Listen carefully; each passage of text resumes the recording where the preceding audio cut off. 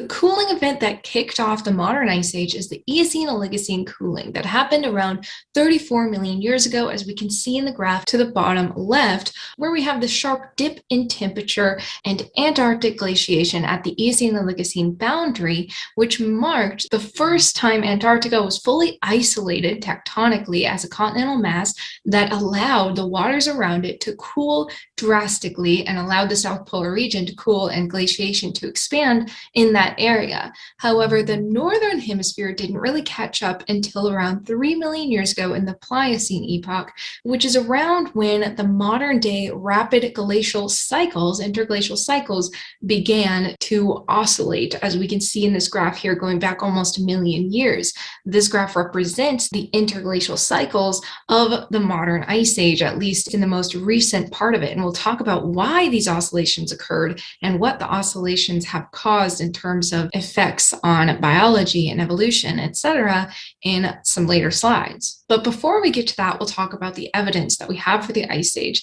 And the first most obvious one is glacial transported sediment, like erratic boulders. That is actually what they're called.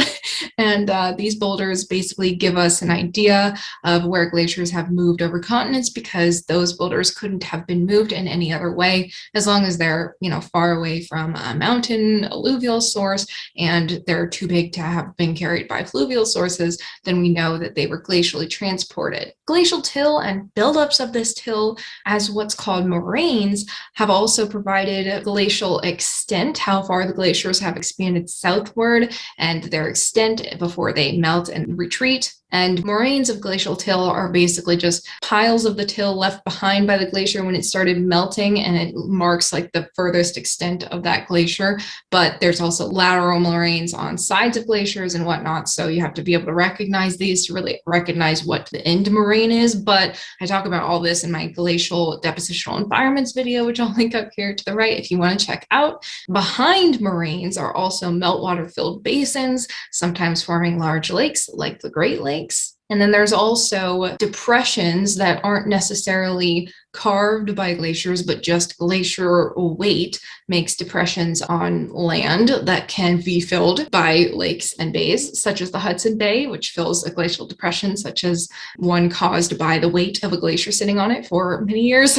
And then there's also glacier scouring, like smooth surfaces of rocks and U-shaped valleys in mountainous terrain that can only be made by glaciers because they make it U-shaped rather than V-shaped like a river, and they make things really smooth because they just carve off the rock. And these surfaces also indicate where glaciers have been in the past. There's also lowering of sea level. The expansion of ice sheets takes up a lot of water, and during maxima, glacial maxima is when glaciers are at their maximum expansion. During these maxima, during the interglacial cycles, sea level has dropped to 120 meters below present day levels, and today glaciers account for around 3/4 of the world's fresh water. So imagine, like in the Pleistocene, during one of these glacial maxima, if the volume of the ice was 3 times greater, that would be even more fresh water taken up into these glaciers, and then obviously even lower sea level than today. Now, it is important that I mention here that this can go the other direction. If glaciers were to melt, which they are, then sea level would rise drastically as it is. So yeah, ice has a lot of water in it, and if it melts, it'll release a lot of that water, raise the sea level. If it freezes more, it'll lower the sea level. And the last bit of evidence I want to mention is the migration of species. During these low sea level intervals during glacial maxima, mammals, including humans, have migrated across the Bering Land Bridge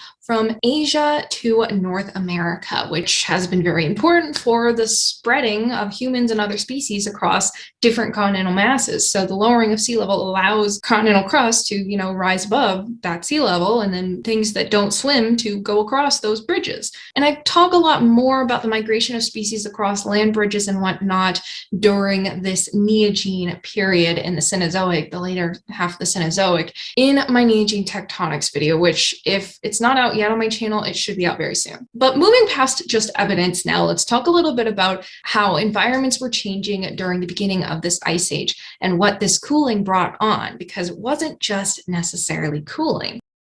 There was also drying. Less evaporation from cooler oceans led to less water vapor in the atmosphere and just drier environments in general. Because of this, the densely forested environments of the Eocene, which was, in the Paleogene period, just before the Neogene period, the early Cenozoic rather than later Cenozoic, those forests began shrinking dramatically because obviously the drying of the environments led to shrinking of forests and expansion of grasslands and eventually deserts. Now, there are still obviously forests, but it's nothing like it was during the early to mid Paleogene or early Cenozoic. But these changes weren't consistent. The drying and the shrinking of forests and the expansion of grasslands and deserts wasn't consistently happening in a unidirectional kind of way throughout the Ice Age, or what we call basically around 30 million years ago to now. Instead, as we saw, climate oscillated quite a bit with glacial maxima and minima, especially in the last 3-ish million years when those interglacial cycles began to become really consistent. During these interglacial cycles, the northern hemisphere undergoes expansion and contraction of ice, and the only stable northern continental ice mass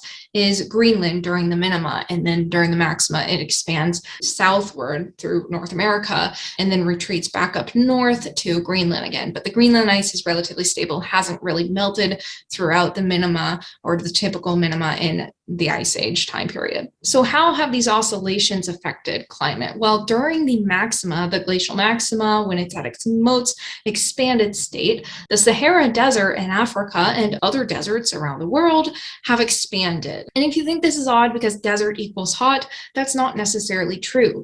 The key thing with desert is dry. And because this cooling also brought drying, deserts would expand during the cooler or maxima periods. The other trend that occurs during the maxima is the shrinking of rainforests, which began shrinking way back at the very beginning of the Ice Age, which was the Eocene and Oligocene cooling, because during the Eocene forests were such, densely populated on Earth that those forests began shrinking during the cooling and drying that was happening at that boundary. And then with the more modern beginning of the Ice Age, remember, it kind of started or got kicked off with the South Pole cooling in the 34 million year ago period, and then got kicked off in the Northern Hemisphere around 3 million years ago. So it's kind of two beginnings-ish of both polar regions. But anyway, then again, at that point, around 3 million years ago, the forests shrink more. And obviously during maxima, they shrink more than during minima. In fact, many rainforests have undergone expansion contraction similar to the glacial cycles, like the African rainforest, which has repeatedly kind of expanded a little bit, but then been restricted to 3 small areas, as we can see in this map, versus the glacial minima map that shows the larger area of the forest. Because of this, many species that lived in that forest were frequently fragmented into subpopulations of that species, and gorillas are one such example that were isolated into separate populations, which have actually at this point been isolated so long they've evolved into distinct subspecies. But animals aren't the only things that have been affected by these glacial cycles. Like we mentioned on the previous slide, forests have shrunk during the maxima and then expanded during the minima, but they're not just contracting and expanding in place all the time. Sometimes climates are shifting in different regions that cause plants to migrate. So forests are not only shrinking, but migrating during these maxima and minima events. And it was long thought that plants associated with one another would migrate kind of as a unit during these climatic oscillations. However, pollen fossil records indicate that individual tree species will shift independently depending on their response to changing seasonal temperature, moisture, and sunlight conditions. And so many of the vegetation associations or tree associations that we observe today in the modern environment are actually temporary and will disassemble and reassemble to form new, potentially different assemblages during future climate oscillations. But what actually caused the Ice Age to begin in the first place? Well, like I mentioned earlier with the first beginning, or the Eocene and Oligocene cooling that caused the South Pole to cool, that was due to tectonics that allowed Antarctica to become isolated. The tectonics I'm talking about is the shift of South America, Africa, and Australia away from Antarctica, allowing the isolation of the waters around Antarctica and the cooling of those waters. I talk a lot more about these tectonic events and this cooling due to the Antarctic isolation in my Paleogene climate video, like I mentioned earlier.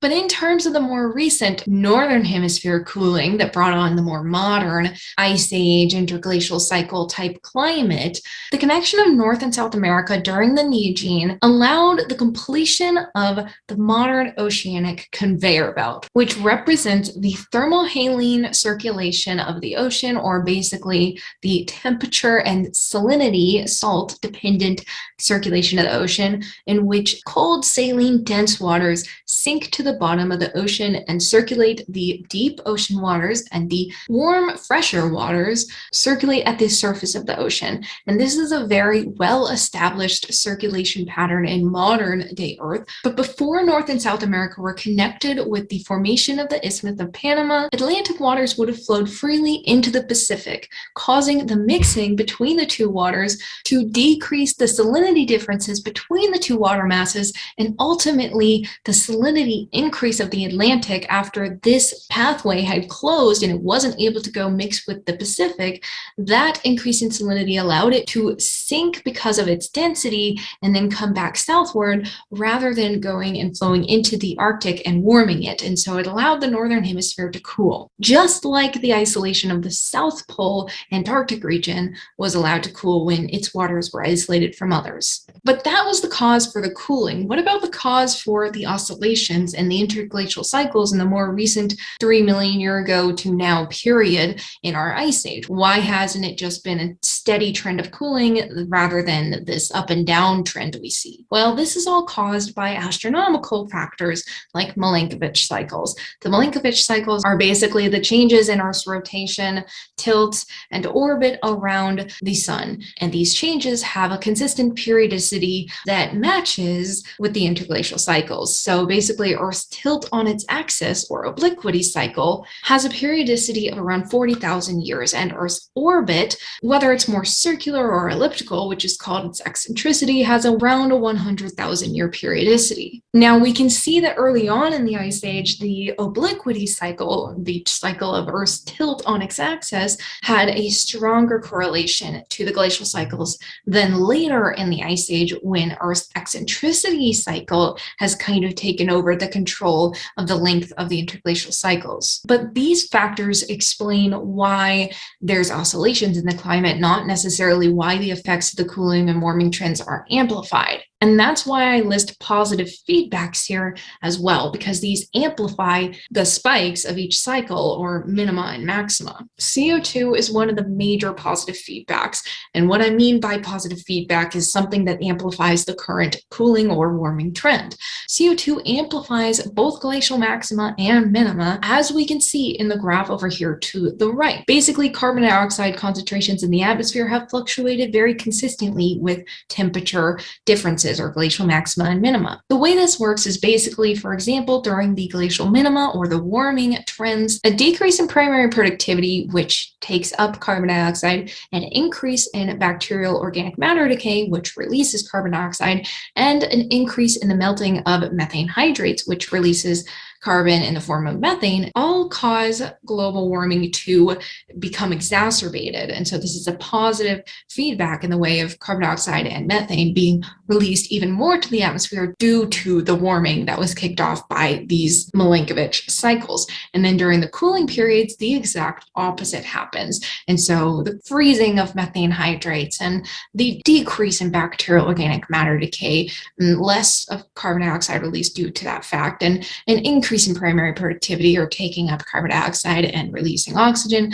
All of these things decrease the carbon in the atmosphere and increase cooling during the maxima. And so both types of trends, both warming and cooling, are intensified due to this carbon feedback.